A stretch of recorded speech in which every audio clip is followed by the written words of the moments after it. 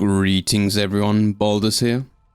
In this video I am bringing you an insanely fun lightning build for Druid that is both satisfying to play and extremely powerful. This time we are building around Lightning Storm as our core skill while benefiting from Direwolf's aspect and Rampaging Werebeast, leading to crazy crit damage. The main benefit of this skill is its ranged potential, being able to kill mobs off the screen while avoiding damage. Because of this, the build is capable of pushing higher tier nightmare dungeons. It's possibly the most fun build I have played so far and feels good for any type of content. I'll let you watch some gameplay and I will be back with the gear, skill tree and Paragon Board.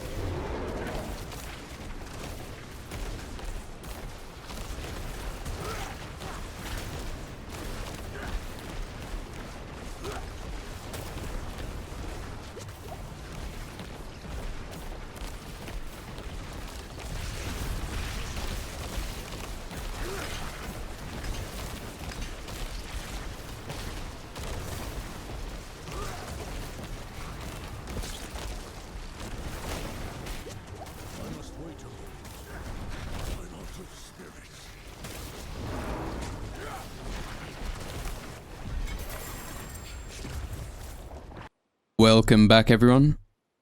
Now to begin, we'll have a look at the gear, and then I'll go over the skill tree and finally the Paragon Board. For the helmet, we're going to pick up Tempest Roar, and the main reason for this is so our Storm skills are now also Werewolf skills.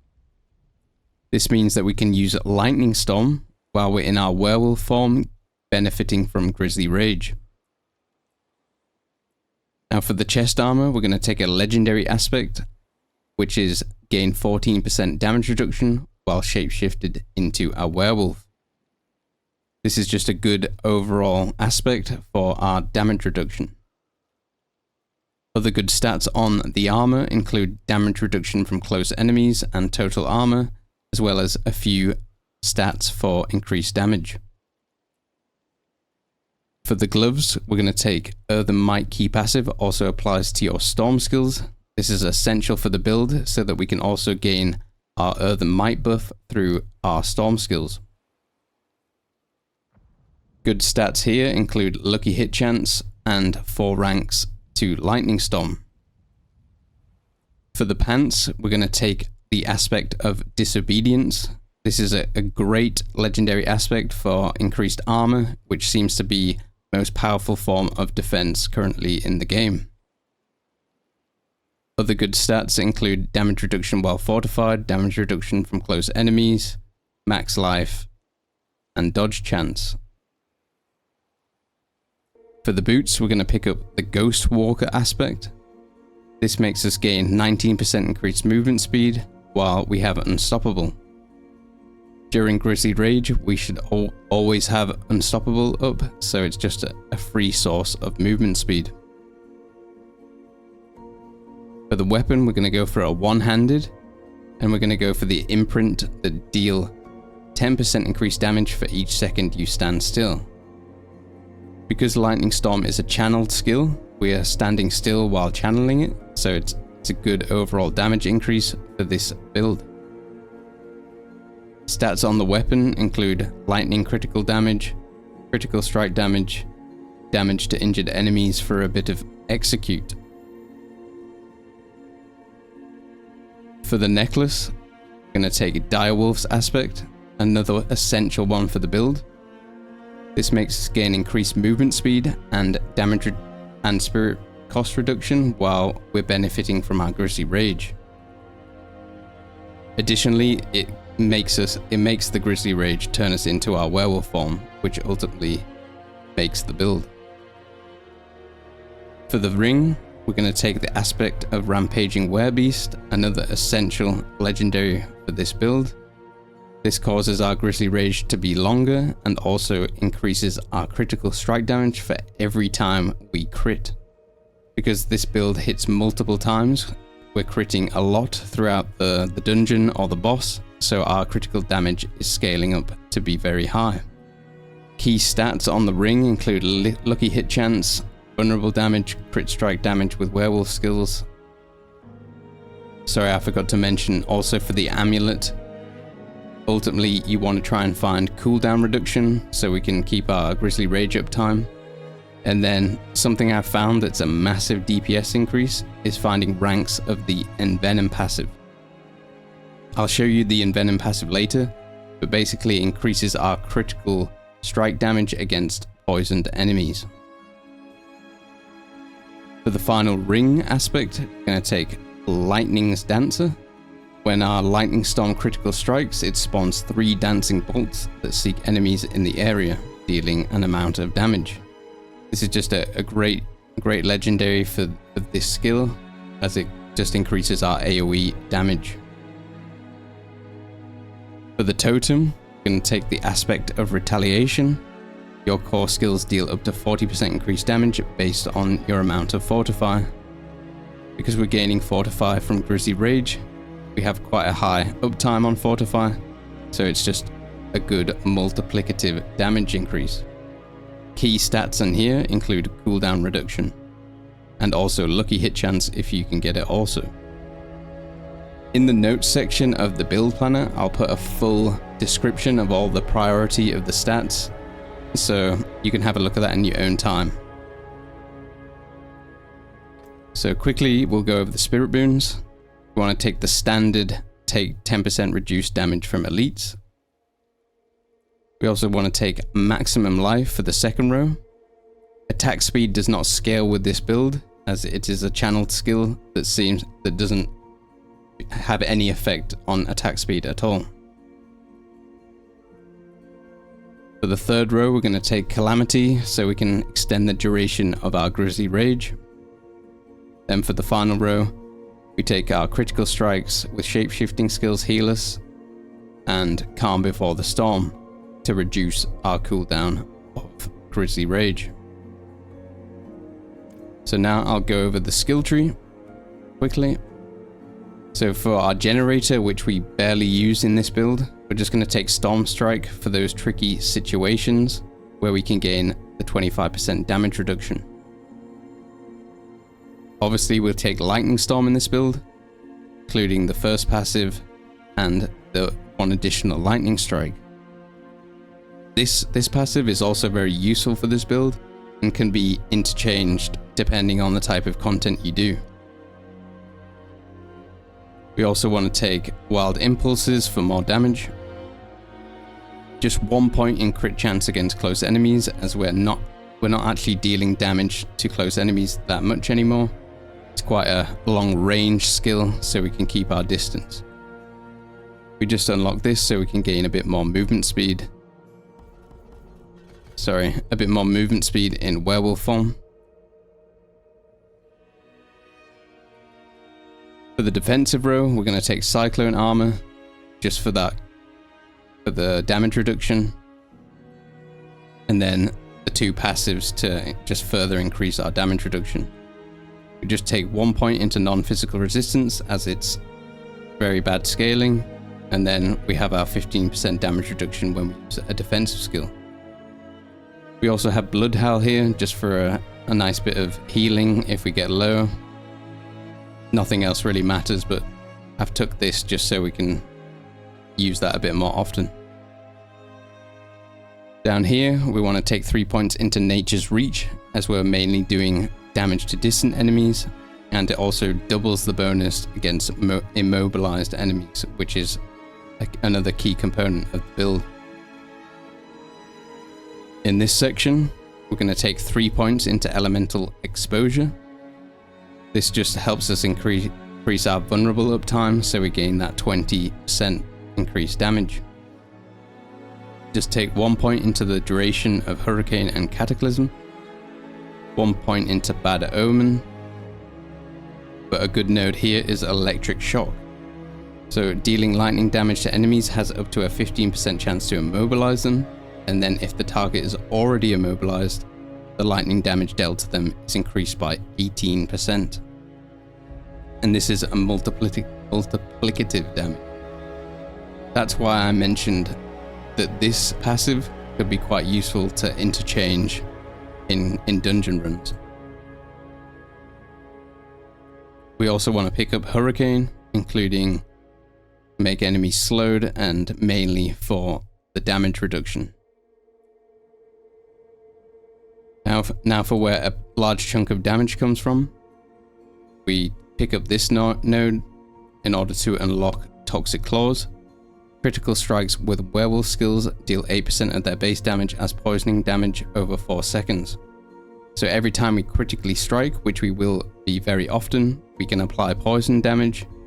And then we have this node where we've got the 3 bonus, which makes us deal 60% additional critical strike damage to poisoned enemies. A very, very strong node for damage. Now over here, we're going to take 3 points in Defiance, just for more damage against elites. 3 points in Circle of Life for a bit more healing. And then 3 points in Natural Disaster for the Storm skills deal 12% increased damage to immobilized enemies. Of course, we want to take Grizzly Rage so we can gain our damage. And then Earthen Might for our guaranteed critical strikes. Now for the Paragon Board. So on the first board, we're going to use our Exploit Glyph.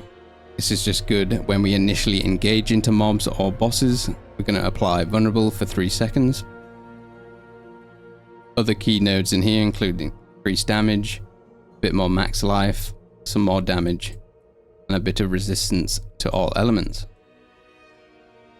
On the next board, we're going to take Lust for Carnage for our legendary node.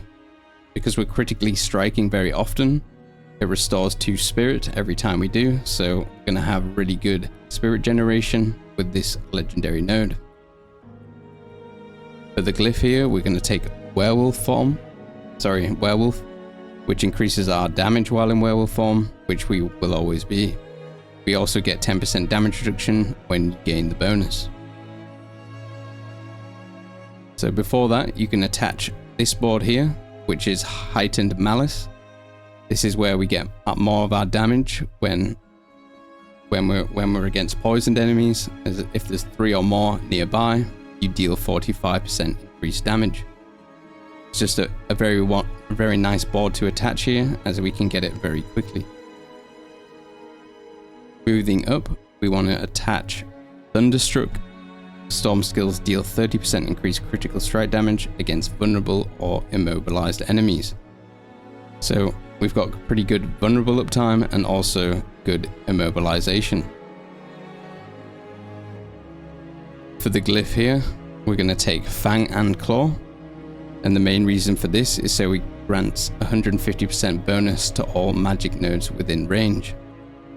So this increases our storm skill damage, and then also damage reduction from vulnerable enemies.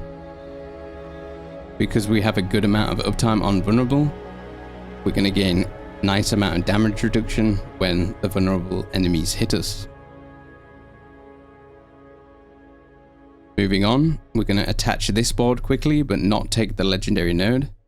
This board is Constricting Tendrils. You want to rotate it to here, so you can just pick up this glyph slot, where we're going to take Fulminate. This increases our lightning damage, and also further increases it with the bonus against healthy and injured enemies. We're also going to come up here and take damage to elites and a bit more nature magic skill damage, a bit more life in here, and some more nature magic skill damage. Moving down to the Heightened Malice board, we're going to go and get the glyph slot, and we're going to put it in Earth and Sky here. This is again for the 150% magic bonus, and also increases our skill damage against crowd controlled or vulnerable enemies. But the main reason is so we gain our damage to poison enemies, and then also damage reduction from enemies that are poisoned. Pretty much every mob 100% of the time should be poisoned, so we're always gaining that damage reduction. Finally, for the last board, we're just going to pick up Ancestral Guidance very easily. This gives us increased 30% increased damage after spending 75 spirit. We should have this up all the time when we're dealing damage. You can also quickly gain this node for a bit more spirit on kill. So yeah, that is pretty much it for this build. That's the Paragon board, gear and skill tree all complete. Again, there will be a link in the description with the full build planner, and then in the notes section, more detail on the stat priority. This build was possibly the most fun I've had in the game so far, as just the sheer amount of lightning animations and skill effects, and also how powerful it is. You can just clear massive amount of mobs at a very good range, and it's also pretty good for single target damage. Let me know your thoughts in the comments, guys. Don't forget to like and subscribe, and also visit me on Twitch at Baldus Maximus. More videos coming very soon, including some more builds. Thanks everyone. I'll see you in the next one.